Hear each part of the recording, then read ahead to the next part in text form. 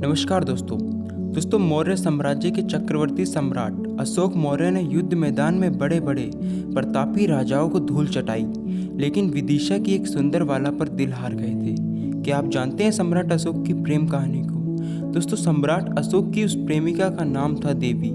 चाहे आम आदमी हो या राजा, जीवन में एक बार प्रेम जरूर होता है। आज इस वीडियो में हम बात करेंगे सम्राट अशोक की प्रेमिका के बारे में। तो आइए जानते हैं कौन थी सम्राट अशोक की प्रेमिका और कैसे शुरू हुई सम्राट अशोक की प्रेम कहानी। दोस्तों, जब सम्राट अशोक की आयु महज 18 वर्ष थी, तब उन्हें उनके पिता राजा बिंदुसार ने उज्जैन का प्रतिनिधि नियुक्त किया और वहां की शासन व्यवस्था देखने के लिए भेजा। सम्राट अशोक देखने में अच्छे थे और उज्जैन में राज प्रतिनिधि नियुक्त होने के 2 वर्ष बाद एक बार सम्राट अशोक पाटलिपुत्र से उज्जैन जा रहे थे। उज्जैन और पाटलिपुत्र के बीच में विदिशा नाम का शहर पड़ता है। जब सम्राट अशोक विदिशा से गुजर रहे थे, तब उनकी नज़र एक बहुत ही सुंदर और सुशील कन्या पर पड़ी। दोस्तों, सम्राट अशोक ने जब पहली बार उस सुंदर बाला को देखा तो अपनी नज़र नहीं हटा पाए। पहली ही नज़र में सम्राट अशोक उस लड़की से प्रेम कर बैठे। दोस्तों, उस लड़की का नाम था देवी, जो कि शाक्यवंशी थी। यहाँ से शुरू हुई सम्राट अशोक की प्रेम कहानी, जो देखते ही देखते बहुत आगे बढ़ गई। दोस्तों, पहली नज़र में दिल हार बैठे सम्राट अशोक ने सुंदर कन्या देवी के सामने खुलकर अपने दिल की बात रख दी, जिसे देवी ने शहर से स्वीकार कर लिया।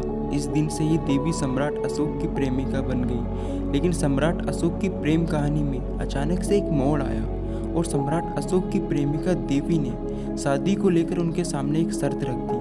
दोस्तों, देवी ने यह शर्त रखी कि वह शादी करने के लिए तैयार हैं, लेकिन आजीवन विदिशा में ही रहेंगी। उनका मानना था कि वो शाक्यवंशी हैं और भगवान बुद्ध के अनुयायी हैं। उनका मार्ग अहिंसा का है, जबकि सम्राट अशोक का मार्ग युद्ध का है, इसलिए वो अपने आजीवन विदिशा में ही रहेंगी। दोस्तों, कहते हैं कि सच्चा प्यार करने वाले कुछ भी कर गुजरते हैं। उन्हें अपने प्रेम की प्राप्ति के लिए हर तरह की शर्तें मंजूर होती है। सम्राट अशोक ने भी ऐसा ही किया और अपनी प्रेमिका की खातिर उसकी इस शर्त को मान भी लिया। सम्राट अशोक की प्रेमिका अब उसकी पत्नी बन गई। इस तरह पहली नज़र में ही प्रेम कर बैठे सम्राट अशोक की कहानी परवान चढ़ी। दोस्तों, कुछ ही वर्षों बाद सम्राट अशोक और देवी ने एक पुत्र और एक पुत्री को जन्म दिया। पुत्र का नाम आप सभी जानते हैं, महेंद्र, एवं पुत्री का नाम था संघमित्रा।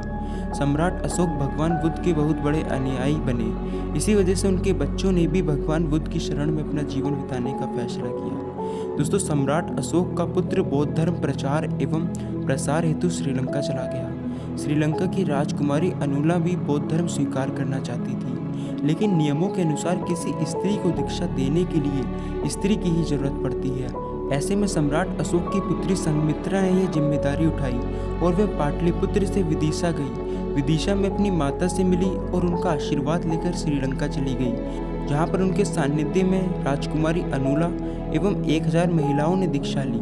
दोस्तों, ऐसा कहा जाता है कि श्रीलंका जाने के पश्चात दोनों भाई बहन पुनः भारत कभी नहीं लौटे। इस तरह सम्राट अशोक और देवी की प्रेम कहानी हमेशा के लिए अमर हो गई। सम्राट अशोक की प्रेमिका और रानी देवी हमेशा विदिशा में ही रहीं और पूरा जीवन विदिशा में ही बिताया। इसलिए आज भी विदिशा में आने वाले लोगों का स्वागत करते समय कहा जाता है कि सम्राट अशोक के ससुराल में आपका स्वागत है। इस तरह सम्राट अशोक की प्रेम कहानी सफल रही और सम्राट अशोक की प्रेमिका को दिए गए वचन को भी निभाया।